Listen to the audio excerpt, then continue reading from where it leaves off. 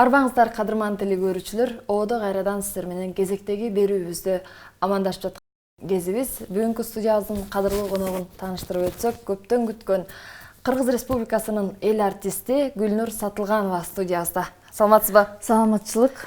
Куттуу студиябызга кош келиңиз. Маанайыңыз кандай? Рахмат. Маанай жакшы. Албетте ушундай баягы ушундай берүүлөр аркылуу, ушундай бир жакшы проекттер аркылуу биз дагы эл менен баарлашканга бүгүн ушундай мүмкүнчүлүк болуп атканыма абдан кубанычтамын. Чакырууңузга рахмат. Биз дагы абдан кубанычтабыз. Чыгармачылыкта кандай жаңылыктарыңыз бар учурда? Эмне менен алек болуп жүрөсүз? Ушундай бошобой жүрөт окшойсуз. Эми негизи чыгармачылык деген бул чыгармачылыкта тынымсыз дайыма изденип жүрүш керек да. Анан чыгармачыл адам катары албетте дагы эле ошол изденип, бир жаңы ырлардын үстүндө иштеп атам. Буюрса, анан ошол жаздын келери менен дагы бир клиптерди тартсак деген пландар бар. Иши кылып жумуш көп да. Ошол кээде ошого жетишпей калып атабыз. Андан тышкары баягы ар кандай концерт, ар кандай бир кечелерге чакыруулар көп. Ушундай жаңылыктар. Көбүнчө эле ушундай жакшы жаңылык менен ар дайым бөлүшкөнүңүзгө биз дагы кубанычтабыз. Ырларыңыздын көпчүлүгү булуттар, асман, жер, ушундай бир философиялык ойду камтыган өзгөчө темаларды тандап аласыз. Нандын жыты деп бир оюңа келбеген, бирок жүрөк эңсеген нерселердин баардыгын сиз ырларыңызда айтат эмессизби? Ырларды кандай талап менен тандап аласыз? Негизи ошондой адамды ойлонткон, бир ойго салган ырлар керек да угуучуларга. Мен ойлойм, негизи эле ырчынын милдети, бул ырчылыктын милдети ушул бир жаштарга бир үлгү болгон, тарбиялык мааниси бар ырларды, адамдарды бул жашоо жөнүндө ойлонткон ушундай ырлар негизи ар бир ырчынын репертуарында керек деп ойлойм. Биздин өзү милдет ошол ырыбыз менен баягы элге айта албаган сөзүбүздү ырыбыз менен айтат экенбиз. Ошол ырыбыз менен элге жеткирет экенбиз. Мисалы да мен баягы ырчынын милдети жөнүндө айткым келип атат да. Мисалы бир айылда деле айылда жашап, айылдан эч жака чыкпаган адам ошо айылда эле жашап жүрө берсе көп нерсени түшүнбөй, ошо кооз жерде жашап дагы ошол кооз жердин кооздугун байкабай, баалабай өтүп кетиши мүмкүн. А ошону ыр аркылуу кандай биздин тоолорубуз, кандай бийик, кандай токойлорубуз, кандай жаратылышыбыз кооз деп, кандай сууларыбыз тунук деп, ошол жөнүндө биз ыр аркылуу айтып, ошол угуучуга жеткирип атпайбызбы деп ойлойм да. Сиз атайын обончулар менен дагы бир заказ берип же болбосо ушундай биргеликте иштешсеңиз керек, ушундай профессионалдык деңгээлде. Албетте мен өзү ошол чыгармачылыгымды баштаганда эле ошол обончу, композитор, акындар менен иштешип келем. Анан мисалы көп жылдан бери ушул Кыялбек Урманбетов агабызга буйрутма менен жаздырам ырларымды. Мисалы өзүм эмне жөнүндө ырдагым келип атса ошону айтып беришим мүмкүн. Анан обончулар менен эң алгач ушул Камчыбек Букалаевдин ырларын ырдап чыкканмын. Ошол Булуттар, Ырдесте деген чыгармалары аябай ошол убагында жакшы хит болгон. Ошол эле Атабек Бүдөшевдин Тууган жер сагынуу деген чыгармасын. Не деген чыгарма? Жаңыча нукка салып, себеби биз бала кезде ал ырды Каныкей Эралиева эжекебиз аккордеон менен ырдаган эле да. Мен мектепте окуп жүргөндө 3-4 классымда көргөн элем. Анан ошол ырды кийин ошол жаңыча нукка салып ырдаганда баягы эми өзгөчө баягы жаштарга жеткиликтүү болот экен. Ошол ырдар алгачкы менин баягы мага популярдуулукту алып келген чыгармалар да булар. Анан негизи эле ошол акын композиторлор менен бүгүнкү күнгө чейин дагы иштешем. Себеби баягы чымчыкты сойсо да касапчы сойсун дегендей, ар бир адам өзүнүн кылып аткан жумушун мыкты билиши керек. Анан мисалы композитор өзүнүн композиторлук жумушун жакшы билет. Акын өзүнүн акындык өнөрү менен баягы жакшы ырларды жазат. Анан мен эми аткаруучумун да, мындайча айтканда ошол акын менен композитордун жан дүйнөсүнөн чыккан чыгарманы мен дагы өзүмдүн бир жан дүйнөмөн кошуп анан ошону элге жеткирем. Атайын келишим менен болобу, бул кандай жүрөт мисалы, же кыргызча экөөңүздөр биргеликте? Эми азыр ушул маселе аябай каралып атат. Ошол автордук укуктар, аткаруучулуктун укуктары деген маселелер азыркы бүгүнкү күндө ушул маселе көтөрүлүп атат десем болот да. Себеби эми илгери ошо мурда мүмкүн Союз убагында бул нерсе күчүндө болчу, бирок кийинки учурларда ошондой нерсе жок болуп кеткен. Баягы жөн эле жеке сүйлөшүп эле, мындай ырдап эле жүргөнбүз.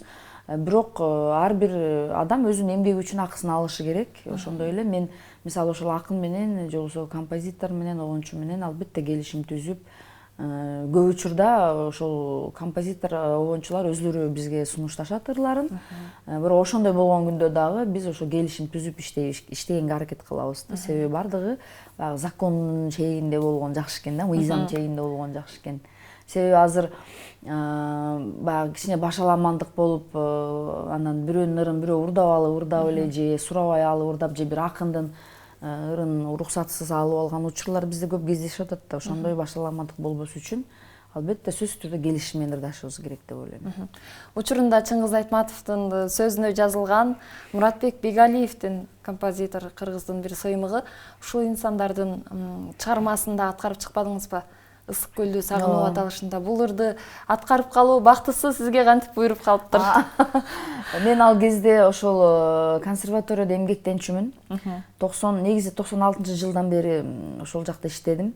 Ошол эстрада студиясында солистка болуп иштедим. Анан бул чыгарма жаралганда эле ошо мага сунушталган. Анан буну иштеп чыккан Максат Сулайманкулов деген биздин ырчы композитор жигитибиз бар. Ошол аранжировкасын иштеп чыкты. Обону ошол Муратбек Бегалиевке таандык. Анан албетте мен муну ушундай эки залкар адам ушундай чыгарманы жаратып атса, мен ошол ырды аткарыш мен үчүн сыймык болду. Бул ыр менен мен ошол Алматыга дагы Муктар Шаханов менен Чыңгыз Айтматовдун баягы бир чыгармачылык кечесинде дагы ошол жерде дагы аткарганмын. Анан көп эле жолу ошол биздин жазуучубуз Чыңгыз агабыздын ошол 70 жылдыгында алкоосуна да татсаңыз керек. 70 агайга жактуу эле эмне деди эле сизге жолукканда? Эми ал киши менен мындай сүйлөшкөнгө мага мүмкүнчүлүк болгон жок. Бирок мен ойлойм, албетте бул чыгарманы муну абдан элдер сүйүп угушат. Себеби менден көп жерден баягы концерттерге мен барганда ушул ырды көп сурашат да. Ысык көлдү сагынуу депчи. Анан бул ыр ошол кезде элдин сүймөнчүлүгүнө ээ болгон чыгарма. Анан ушул бир өкүнгөнүм, ушул ырга клип тартылбай калдык да убагында. Ошол Чыңгыз агабыздын көзү тирүүсүндө ошо өзүн бир клипке кошуп тартайын деген пландар ошол кезде бар болчу. Анан мүмкүнчүлүк болбой калды. Чыңгыз агабыз чет өлкөдө көп болуп, мүмкүнчүлүк болбой калып, тартылбай калган да. Эми бирок азыр деле ошондой ойлор бар, баягы кадрлардан алып кошуп ошондой бир клип тартып койсок дегенчи. Себеби жакшы ыр эч качан эскирбейт. Анан тем более бул биздин ошол ысык көлдү даңазалаган, бир ысык көлгө болгон бир сагынууну билдирген бир чыгарма. Мен ойлойм, бул ырдын өмүрү узун, түбөлүктүү ыр деп. Ырчылардын арасында айрым учурда бир жылдыз болуп, бир учурда жоголуп кеткен ырчылар да көп эмеспи? Ал эми сизге салыштырып болбойт? Бир чыктыңыз, бир бийиктикке жеттиңиз, ошол боюнча кармалып келатасыз десек болот. Ырларыңыз дагы, өзүңүз дагы бир мүнөзүңүздөн да болсо керек болбойбу? Мүнөзүңүздө да көп жакшы жагын айтып келишет көпчүлүгү. Негизи албетте баягы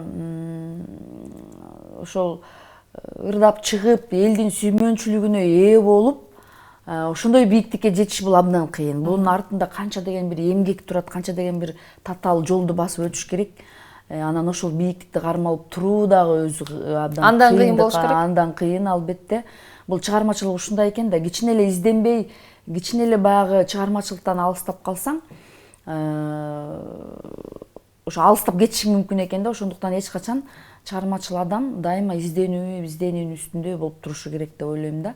Анан албетте мен ошо бүгүнкү күндө ушундай баягы атактуу ырчы болгонумдун артында көп эмгек жатат. Бул элдин сүйүүсүнө татуу абдан татаал нерсе. Себеби 1000 киши болсо 1000 кишинин 1000 ою бар дегендей. Анан баарына жагыш кыйын.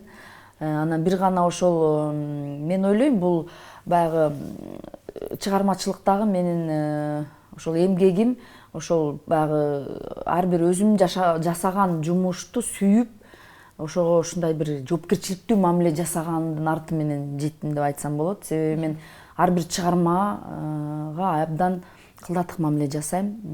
Мисалы жөн эле баягы сөзү, обону, анан ошого иштелип чыккан аранжировкасы, анын үстүнөн менин айланамда жалаң профессионал адамдар иштешет. Ошо баягы жалгыздарак токой болбойт дейт го, ансыңарда мен жалгыз эле өзүм ушундай деңгээлге жетпейт элем да, албетте ошондой таланттуу композиторлор, обончулар, акындар менен иштешип, анан ошол бир тандем болуп, анан ошол ортодон бир жакшы чыгарма чыгат экен да, сапаттуу. Анан менимче ошонун үчүн деп ойлойм да. Чыгармачылыгыңыздын жанданышына жана ошондой эле бир бийиктикке жетишине кайсы бир инсандардын дагы салымы чоң болсо керек, мүмкүнчүлүк түзүп берүү жагынан. Албетте бул негизи ошол жаңы чыгармачылык жолду баштап атканда сөзсүз түрдө ар бир эле ошол таланттуу адамдын жашоосундабы же чыгармачылык жолунда ошондой бир түрткү берген адамдар болот деп ойлойм да. Себеби мен ошол эң баштан эле негизи эле ошо чоң сахнага чыгып ырдаганыма мен ошол Токтогул райондук маданият үйүнүн алдында уюштурулган Миң кыял деген атактуу ансамбль бар эле, ошол Сайыз убагында мындай бир аз атагы чыккан ансамбль болчу да. Ошол ансамбльде мен мектепте окуп жүргөндө ошол ансамбльде ырдасам деп аябай тилек кылат элем да. Анан кийин мектепти бүтүп шаарга келип окууга тапшырып өтпөй калгандан кийин анан кайра айылга барып ошол ансамбльде мени бир ыркесеге эле случайно мындай баягы эбепке себеп болуп деп коет го, случайности не случайно дегендейчи. Анан бир случайно эле ошо бир ыркеседе ырдап калып эле, анан ошол ыркеседен ошол Миң кыял ансамблинин руководители Жакыпбек Исаков деген менин агайым, ошол киши мени көрүп, ошол жерден көрүп калып эле анан мени ошол Миң кыял ансамблине солистка кылып алган да. Ошол менин биринчи жолу чоң сахнаны аттаганым ошол болду да. Ошондон ошол күндөн баштап эле мен чыгармачылыгым башталды десем болот. Мектепте жүргөндө деле ырдап жүрчүмүн албетте, бирок ошолдо анан биз ошо 1-2 ай репетиция кылып алып, анан жарым жыл бүт Кыргызстанды кыдырып гастролдо жүргөнбүз да. Ал кезде телефон деген жок болчу, момундай сотовый телефон, компьютер, эчтеке ушул техниканын баары жок кезде биз жандуу бардыгын жандуу ырдап, жандуу ансамблдин коштоосу менен ошо 4-5 ай Талас, Ош тараптын баарын кыдырып концерт коюп жүрүп, ошондо мен аябай жакшы такш алып, мага аябай тажрыйба жыйнадым да өзүмө. Мен үчүн чоң мектеп болду бул. Албетте ошол адам мен ошол ырдап калган. Мүмкүн мен ал ансамбльде ырдабай калсам меники кандай болот эле, мен андан аркы мен чыгармачылыгым белгисиз албетте. Бирок ошол адам эң биринчи түрткү берген ошол Жакыпбек Исаков деген менин агайым болду. Андан кийин эле искусствого келип тапшырып окуп калгандан кийин Каныкер Али эжеке менен иштешип калдым. Анан институт бүткөндөн кийин Муратбек Бегалиевдин классында иштеп калдым, эстрада студиясында. Албетте ушундай адамдардын түрткү болот. Андан тышкары албетте мен ошол чыгармачылыгыма колдоо көрсөткөн дагы адамдар болду. Мисалы мен ошол институтту бүткөндөн баштап эле, институтта окуп жүргөндөн баштап эле, ошо акыркы курстан баштап эле мен эл аралык жанагындай конкурстарга катыша баштадым. Республикалык конкурстарга катыштым. Анан эл аралык ошол эле Азия дауысы, Славянский базар, анан Астанадагы Шабыт, анан Турцияда ишилип ошолорго катышып, өзүмдү баягы бир чоң сыноолордон өткөрдүм да, мындайча айтканда. Бул дагы чоң мектеп деп айтсам болот. Ошол. Эң жакшы негизи эле Токтогулдун таланттары деп элибизде айтылат. Негизи эле кыргыз эли талантка бай. Айылыңыз, бала чагыңыз, ошолар туурасында айтып кетсеңиз, балалыгыңыз кандай өттү эле?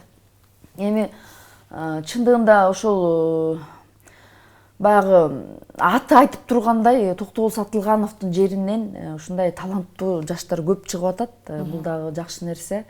Бизде айтып коет, Токтогулдун суусу башкача деп коет, абасы башкача деп айтышат. Ошон үчүн бизде баягы бардыгы ырдашат, таланттуу адамдар деп. Анан албетте мен сыймыктанам ошол Токтогул Сатылгановдун жеринен болуп анан фамилиям да сатылган болгону абдан сыймыктанам. Мени кээде небересиби деген да ойлор небересиби чөбөрөсүбү деген суроолор көп келет мага, бирок небереси да эле эмесмин. Ошол менин чоң атамдын аты да сатылган болгон. Бирок ошол менин сатылган чоң атам менен Токтогул Сатылганов мындай ошол Токтогул Сатылганов биздин айылга Актектир деген айылга келгенде ошол жерде мен сатылган чоң атамдын чоң багы, алма багы бар да. Ошол бакты отургузуп атканда Токтогул Сатылганов дагы келип ошол бакты отургузушкан, ошол алмалар до сих пор бар да ошол Кошбулак деген айылда.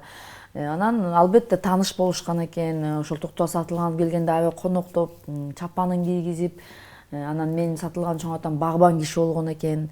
Арбуз коон өстүрүп, ошол салып берип, иш кылса аябай ушундай нерселер болгон экен да. Мен сыймыктанам албетте. Анан балалыгым ошол Токтогул районунда өткөн. Баягы азыр биздин ошо Токтогул көлү мурун биздин төрөлгөн менин кан тамган жерим болчу. Кийин ал жерди ГЭС кылып, суу сактагыч кылып, анан бизди жаңы районго көчүрүштү да. Негизи менин ата бабаларым Актектир деген жерден болушат. Мен дагы Бешкемпир Датка деген биздин дагы бир ата бабаларыбыз болгон. Ошол Датканын урусунан болом, багышмын.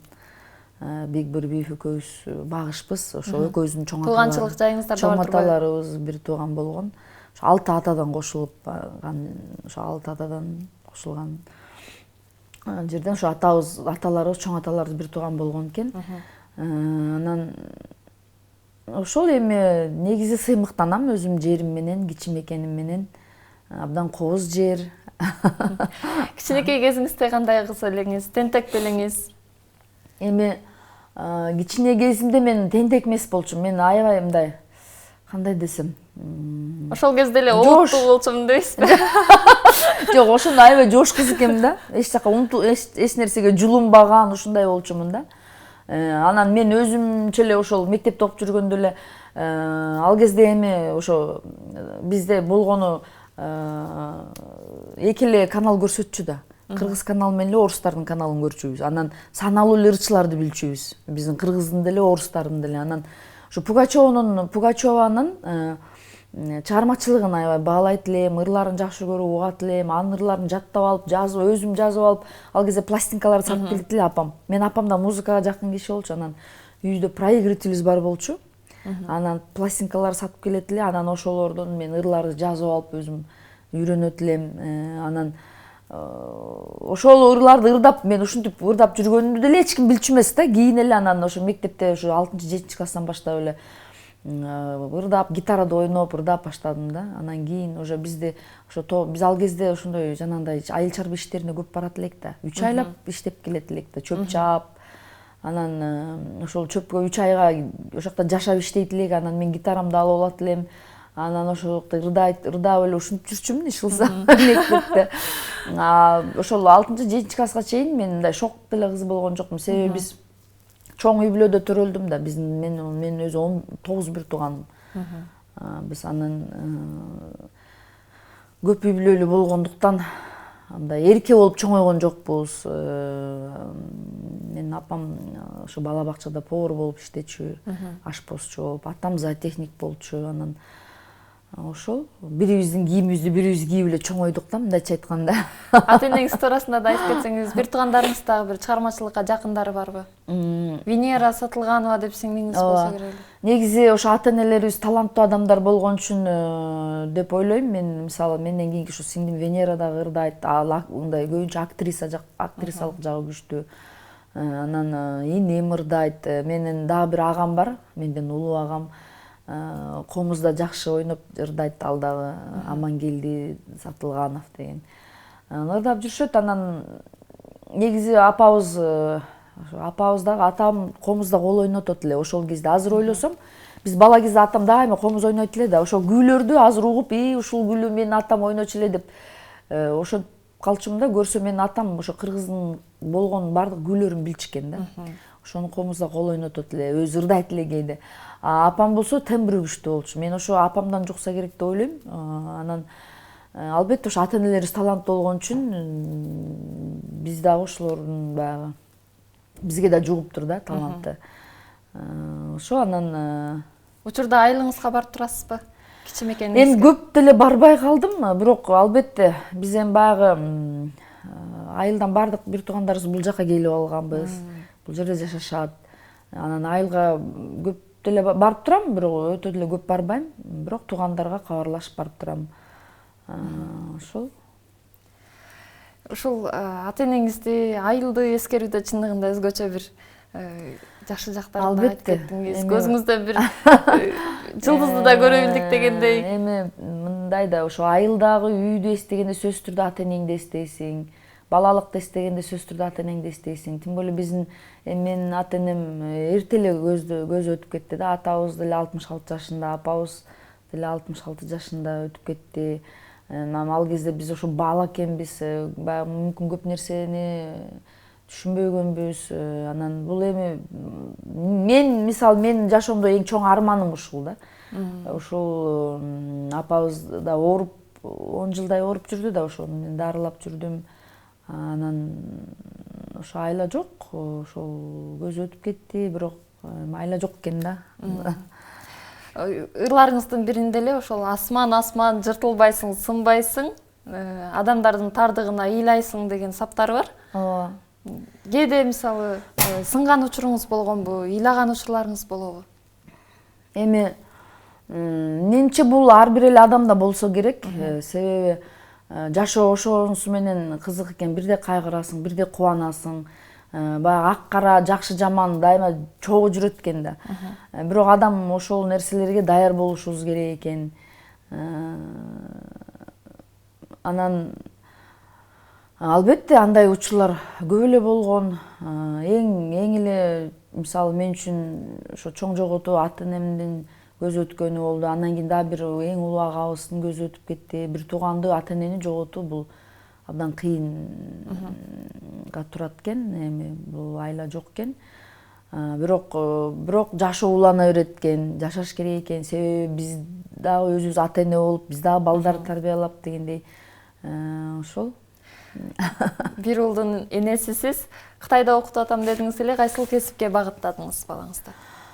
Кытайда ошо окуусун бүтүп келди азыр бул жерде. Анан эми ошо кесиби ошол бизнес боюнча, экономика, бизнес, менеджмент деп коет экен. Ошол боюнча экен. Эми азыр бул жактан жумуш караштырып атабыз, жумуш иштесе, анан ошо магистратурага кайсыл эмеге окуйт, аны өзү чечет да. Өзүңүздүн стилиңиз да өзгөчө, жаштагы көрүнөсүз. Кара кийимди жакшы көрөсүз да? Мага караганда. Эмне себептен караны тандайсыз өңдөрдөн? Эми ошо көбү мага айтышат, ошо жаш көрүнөсүң дегенге кошулбайм, өзүм ошол өзүңүздүн жашыңызга караганда бирок жаш көрүнөсүз. Эми негизи мындай экен да, эми аял кишиники ушундай экен. Баягы убакыт өтүп, жашың улам өткөн сайын, мисалы мен эмне үчүн караны акыркы кезде көп кийем, себеби кичине толуп кетет экенсиң. Анан кийин ошол ашыкча салмак болгондон кийин ошол мындай кара кийим арык көрсөтөт деп өзүмө. Бирок мен негизи эле кара кийимди арык кезимде деле жакшы көрчүмүн.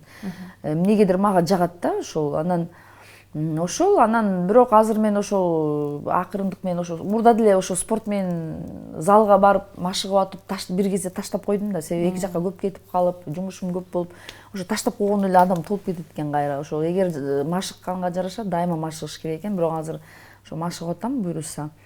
Анан ошол эми өзүмдү анчалык деле толук сезбейм, бирок все равно аракет кылам да. Эми баягы биз эми эл алдында чыгып жүргөндөн кийин, эл көзүндө болгондон кийин албетте өзүбүздү карап жүрүүгө аракет кылышыбыз керек.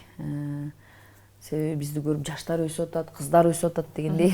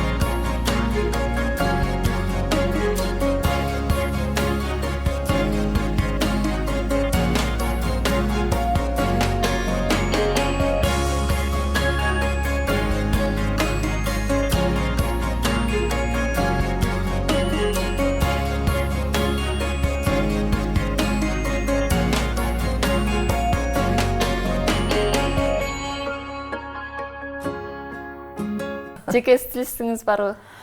Бар болчу. Мен көп жыл эле стилистер менен иштештим негизи. Мисалы ошол ар бир клипте дагы, клип тартарда дагы стилистика болуш керек. Анан өзүм негизи эле сахнага чыкканда ошо кандай кийинишим керек, стилистер менен көп эле иштештим.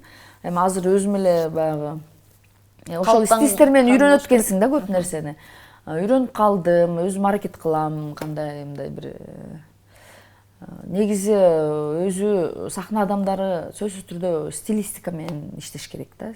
Стилисти болуш керек, стилистика менен иштеш керек. Баягы өзүңдүн бир стилиң болуш керек, имидж болуш керек да. Мисалы, ошондо сени баягы эл ошонун менен да баалашы мүмкүн, себеби биз баягы өзгөчө жаштарга биз үлгүбүз да. Мисалы, биз кандай кийинсек, ушундай кийинсем болот экен деп бизден үлгү алышат дегендей да. Анан бизде азыр эми негизи кыргыз эли талантка байбыз го. Бизде чындыгында ошондой стилисттер, дизайнерлер көп го. Мен азыр мисалы сахнага чыккан көп кийимдеримди мисалы Дилбар Ашымбекова менен иштешип атам ошол. Андан тышкары жаштар дагы бар. Көп эле стилисттер менен иштешип келген, дизайнерлер менен. Өзүңүз жаштарды көп колдойсуз. Ошол эле Тамашоодо, Калыстар тобунда отуруп калдыңыз. Андан сырткары дагы Казакстанда быйылкы өткөн чоң эл аралык конкурста дагы Калыстар тобунун катарын толуктадыңыз. Сизди таң калтырган таланттар болдубу ушундай учурларда? Негизи ошол Тамашоодо көп эле жолу Калыстар тобунун төрайымы болуп жүрдүм. Ошо Калыстар тобунда болуп, анан абдан чындыгында таланттуу көп жаштарды көрдүм. Анан ошол сахнадан ошол жаш балдар, ошо мектеп окуучулары да катышат ал жерде. Студенттер, мектеп окуучулары ошо жаштарды көрүп аябай кубанат элем да. Себеби ушундай сахнага чыгып алышып, баягы тажрыйбалуу актерлордой болуп, ойношуп, өздөрүн көрсөтүп, бир жакшы оюндарды тартуулаганда аябай кээде кубанганыман чыдабай, өзүмдүн чөнтөгүмөн да болсо чыгарып, акчалай приз деп, сыйлык деп берип да жүрдүм, колдоп. Себеби ошондой жаштарды көрүп кубанат экенсиң. Мисалы ошол мен Калыстар тобунда болуп жүргөн кезде ошо ойногон оюнчулар, ошол командалардан азыр көбү мына алып баруучу болуп жүрүшөт, кино актер болуп, кинолордо тартылып, кино тартып жүрүшөт. Анан ошолорду көрүп албетте кубанат экенсиң. Анан эми бул эл аралык Silkvestar конкурсуна дагы ошол Казакстандан сунуш келип, анан барып калдым. Ал жерде 9 өлкөдөн катышышты. 9 өлкөдөн 9 катышуучу катышты ошол конкурска. Анан ал жерде жалаң ошол баягы профессионал, ырдап жүргөн, уже ошол өзүнүн жеринде баягы аты чыгып калган ырчылар катышышты да. Анан албетте абдан күчтүү, конкуренция күчтүү болду негизичи. Бизден мына Омар катышты. Анан жакшы биз ошо ийгиликке жетиштик, себеби конкуренция абдан күчтүү болчу. Ал жерде күчтүү ырчылар бар эле, жакшырдаган күчтүү үндөр бар эле. Бирок ошолордун арасынан биз сурулуп чыктык. Бул албетте Омардын эмгеги, жакшы өзүн көрсөттү. Мен дагы абдан сиздин дагы салымыңыз болсо керек Калыстар тобунун арасында отурганда. Албетте эми баягы баары бир өзүңдүкүнө тартасың да, баары өзүңдүкүнө кол ирисине тартат дегендей. Кабатыр болосуң дегендей. Эң негизгиси Кыргызстанга жеңишти алып келдик. Кубанычтабыз ушундай инсандар арабызда көп болсун. Чындыгында кыргыз эл артистинин идеал туткан ырчысы болобу? Сиздин негизи эле идеалыңыз ким? Жогоруда айтып кеттиңиз, орустун ошол эле Алла Пугачеваны айтып кеттиңиз. Андан сырткары дагы кимдерди? Бала кезде ошол Пугачеванын ырларын сүйүп, угуп, маанисине баа берип, ошол кезде эле аябай бул айтып атпаймын, бул дагы мен үчүн мындай бир сабак болсо керек да. Ошонун улам менин да чыгармачылыгыма бир түрткү берди окшойт. Андан кийин ошол эле өзүбүздүн залкар адамдардын, мисалы ошол эле Канкер Эле эжекебиздин чыгармачылыгы, ошол эле Асанкалы Керимбаев, Рыспай Абдыкадыров сыяктуу адамдардын ырларын угуп, чыгармаларын угуп, бунун баардыгы бизге ошол мен да өзүм чыгармачылыгымды өстүргөнгө албетте мага дагы чоң бир сабак болду да. Анан эми ошо бала кезде идеал тутчубуз. Мисалы азыр деле бир жаш кыздар мүмкүн мени идеал тутушу мүмкүн, ушу мендей ырчы болгусу келет деши мүмкүн. Бул жакшы эле нерсе, себеби ошол сага бир түрткү берет да. Эми азыркы күндө кандай десем, эми мен мисалы бирөөнү идеал туттум деп айта албайм, бирок дайыма баягы ошо чет элдики болобу, башка элдерден болобу, же өзүбүздөн болобу мындай жакшы бир чыгармалар чыкса, жакшы бир ырчылар чыкса, албетте көңүл бөлүп карап баягы баа бересиң да. Анан негизи айтып атпаймынбы, азыркы заманда элди таң калтырыш абдан кыйын. Азыр бүгүнкү күндө ушинтип бир мындай өзгөчө болуп чыгып элди таң калтырган бир ырчылар чыкса, демек ал ошол кыйын ырчы экен деп айтсаң болот. Себеби элди таң калтырат. Себеби азыр эл таң калбайт. Себеби азыр деген эл деген аң сезими өсүп, мисалы интернеттен чет элдин кандай ырчыларын угушат, ошого бизди салыштырат, биздин ырчыларды. Анан биздин ырчыларды эле аракет кылып, мына өзгөчө жаштарыбыз баягы чет элдиктен да калышпай аракет кылып, чыгармачылыгында изденип аткан ырчыларыбыз бар негизи. Жакында эле Кайрат Салмакеев менен биргеликте дуэт ырдап калдыңыздарбы? Ооба. Кандай бааладыңыз? Кимдин сунушу болду ошол? Бул эми ошол Кайрат мынакей ошо элди таң калтырды да, мындайча айтканда. Албетте эми көбү баягы өзүнүн образын жактырбагандыр. Бирок мен профессионал катары мен ырына көбүрөөк көңүл бөлдүм. Себеби ал Кайрат Салмакеевдин продюсери Эркин Мирканов деген биздин таланттуу композитор жигитибиз. Эркин менен мен канча жылдан бери иштешип келатам. Мага кандай деген сонун чыгармалар жазып берип атат. Бүгүн азыркы күндө деле иштешип жүрөм. Анан ошол Эркиндин сунушу болду. Албетте мен Эркин досума мындай жок деп айта албайм. Анан чыгарма абдан сонун чыгарма, жаштык кез деген. Ушундай бир улуттук этно менен ошондой заманбап стиль аралашкан. Ошондой аралашкан, элдик ырларга окшоп кетет да. Бирок ал Эркин Миркановдун чыгармасы экен, Бугубаевдин сөзүнө жазылган. Чыгарма сонун жазылган, аранжировкасы да абдан сонун, бийик деңгээлде жасалган. Кайрат да жакшы ырдаган. Анан ошол дуэт ырдап чыктык, мен с удовольствием ырдадым. Зато ыры элге жагып атат. Эми ал образдан азыр ушундай экен да, эми чет элде деле карап атпайбызбы? Эгер эсиңизде болсо, бир Евровиденияда деле бир группа, кайсы бир жылдары бир группалар чыккан, ошондой кебетелерин укмуш момундай кылып алышып. Ошолор биринчи орунду алып кеткен, ошол бир канча жыл мурунчу. Өзгөчө стили менен. Себеби элди таң калтырды да, мындайча айтканда. Эми албетте баягы чектен чыкпаш керек. Ар бир нерсенин өзүнүн баягы эмеси болот. Чектен ашып кетпеш керек, бирок дайыма умтулуш керек да, ошол бир бийик искусствону элге тартуулаганга деп ойлойм да. Эми мен ойлойм, ишенем, Кайраттын эми дагы жакшы чыгармаларды ырдап чыгат деп. Мүмкүн стилин, образын кичине өзгөртөттүр. Сизге жаштардын арасынан бир суроолор да болуп калса керек, мага ырчылы болушту үйрөтүңүз, жардам бериңиз деген сунуштар көп болсо керек. Эми андай көп эле болот. Көп эле сунуштар болот. Анан сиздин жообуңуз? Мен эми мындай да, азыр чындыгында бул нерсе менен алектене элекмин. Мен өзүмдүн убактым аябай аз да. Себеби мен чыгармачылыктан башка дагы көп пландарым бар. Башка бир иштер менен алектенсем деген бир пландар бар. Анан бирок келечекте мен негизи ойлойм, ушул албетте ушундай таланттуу бир жаштарды жолуктуруп калсам, жакшы мындай чынында эле таланттуу жолуктуруп калсам, албетте мен баягы мүмкүн продюсерлик кылып, ушу колдоо көрсөтүп, жардам бергенге аракет кылам. Бирок анан көп эле кайрылышат, ырдайт элем, сабак алат элем деп. Бирок атайын эми бизде, мен өзүмдүн атайын школам жок, мындай сабак бере турган. Бирок бизде бар го ошондой, мисалы, ошол эле Канат Култаевдин школасы ачылган, ошондой школалар бар. Ошол жактан деле окуп өзүлөрүн сынап көрсө болот дегендей.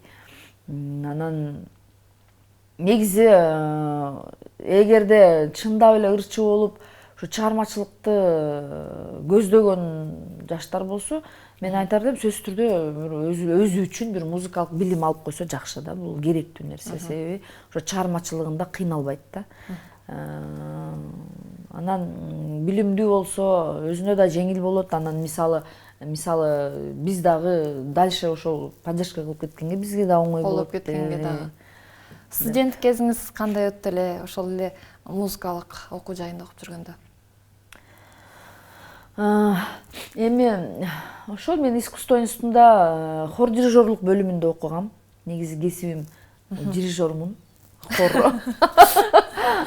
Музыканы, солфеджиону чагат турбайсызбы анда? Бизде негизи өзү ошол хор дирижерлук бөлүмүндө окуш татаалыраак да, себеби ал жерде гармония, сольфеджио, аранжировка, анан пианинодо фано деген сабактар бар, спец сабагың бар дегендей. Анан бизде мисалы, биз ошол студент кезде ошол биздин группада 30 киши болду, 30 адам болчу да. Ошол бүткөндө жетөөбүз эле бүттүк да.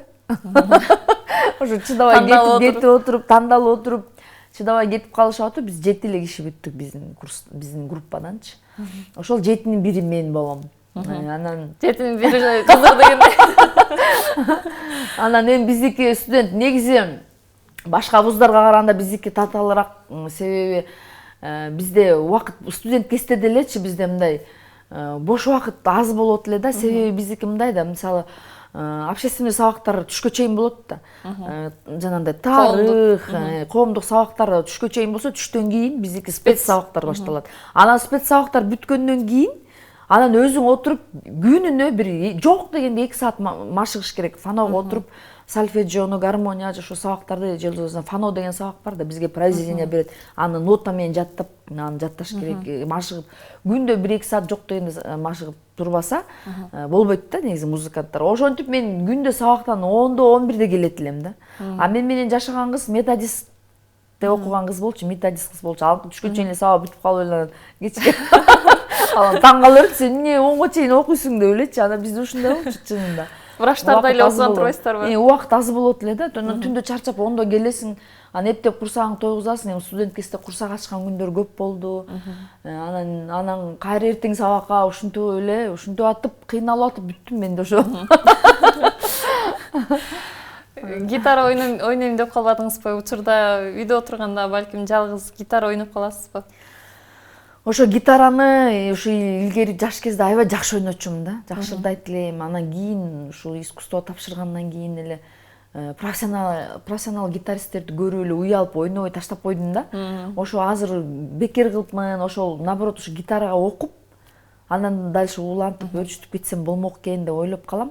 Бирок азыр деле колго алып үйдө гитара бар, ойнойм. Анан өзүм оюмда бар, ошо кийинки чыгармачылык концертимде ошол гитара менен да бир эмелерди, бир ырларды ойноп өзүм. Алдыда көрө ала турбайсызбы анда? Буйруса ошондой оюм бар да. Гитара менен да ырдайын деген оюм бар. Ал үчүн бул тырмактарды кыскартып туруп анан ойнош керек да. Шлак ошол эле. Бул негизи вообще тырмак болбош керек гитара ойногондордочу. Анан эми биз кичине баягы сахнада жүргөн үчүн кичине өстүрүп эме кылабыз да, анан ошол бул тоскоол болот да. Андан сырткары дагы кайсыл аспапта ойнойсуз? Ойнобойм, бирок мен атам комузду ойнотчу да. Анан атам бала кезде комузга жакшы эле үйрөтүп, комузду берип үйрөнгүлө деп ушинтчү да. Анан ошо кызыкпай койгон окшойм жаш. Бирок азыр кызыгып жүрөм да, ошо комузда ойногонду үйрөнгүм келип, анан эми биз деле карыйбыз, анан ошо карыган кезде комуз менен ырдайын деп атам. Буйруса сизде ошол комуз менен ойногон кезиңизде сизди чакырып коноктойлу деп айталы. Алдыда тилек кылып коелу, жакшы тилек.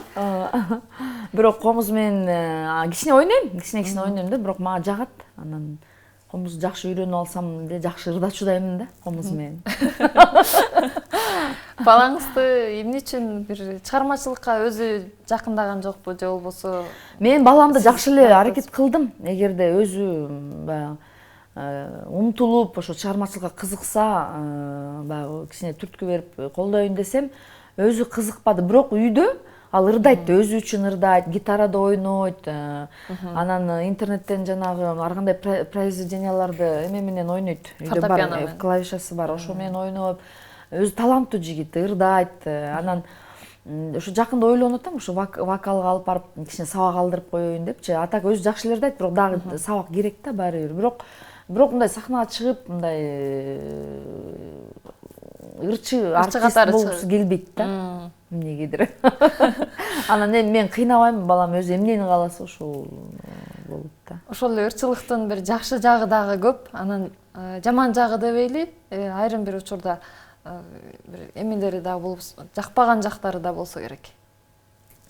Кандай деп жооп бере элеңиз? Эмнеси жакшы, эмнеси терс жактарын айта аласыз? Эми албетте бул ырчылыктын, популярдуулуктун жакшы жактары бар. Албетте ошол мисалы сен сахнага чыгып ырдасаң, анан ырың элге жагып, эл ушундай кол чаап сени жакшы кабыл алып атса, бул сөзсүз эле любой адамга жагат деп ойлойм да. Бул жакшы нерсе. Анан сага алкышын айтып, анан сен атактуу болсоң, сени таанып, дайыма сыйдын үстүндө жүрөсүң, сый көрсөтүп турушат дегендей. Жакшы жактары албетте жакшы болгон үчүн, жаккан үчүн биз ырчы болуп атабыз да.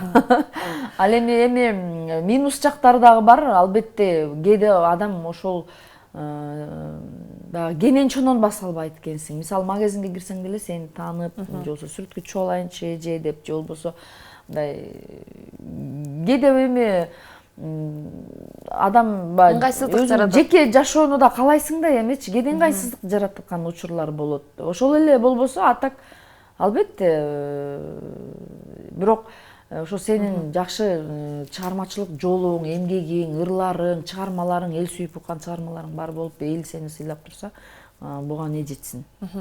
Жакшы деп ойлойм. Анда эмесе сиздин бир жагымдуу ыргалы көрүүчүлөр дагы көптөн күтүп калса керек, качан ырдатат экен, балким ырдабай калабы деген сыяктуу сизди бир жандуу үнүңүздү уккубуз келип турат. Анда мен ушул эми эл арасында ырдалып жүргөн ырлардан ырдап берейин. Себеби менин ырларымды күндө эле радиодон угуп атышат. Анан менимче элге кызык болуп болуш керек. Күлгүн жаш деген чыгарманы аткарып берейин. Анда эмесе экран артында көрүүчүлөр дагы келиңиздер, биргеликте чогуу ырдайлы.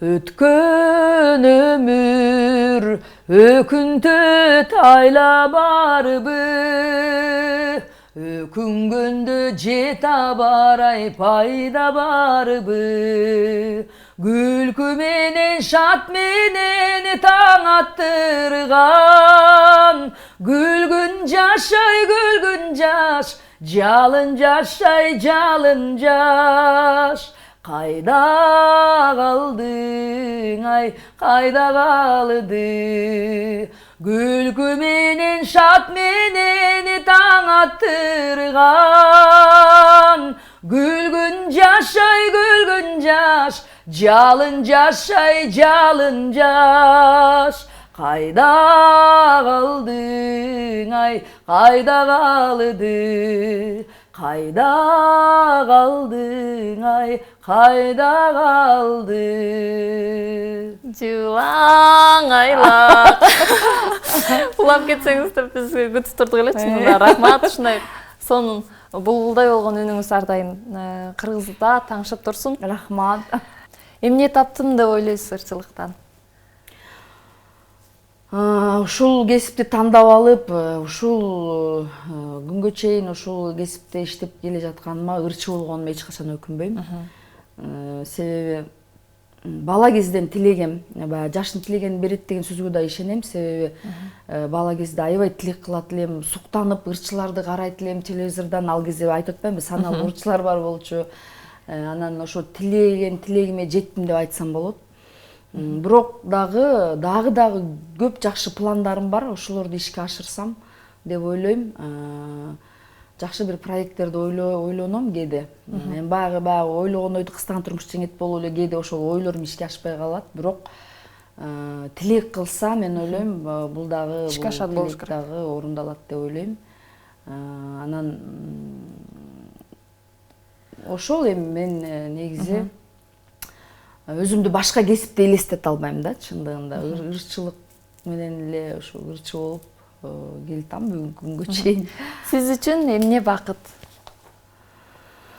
Эми бакыт деген албетте күндө ушул, кандай десем, ушул бүгүнкү күндө ошо аман эсен болуп жүргөнүм Өзү бакыт.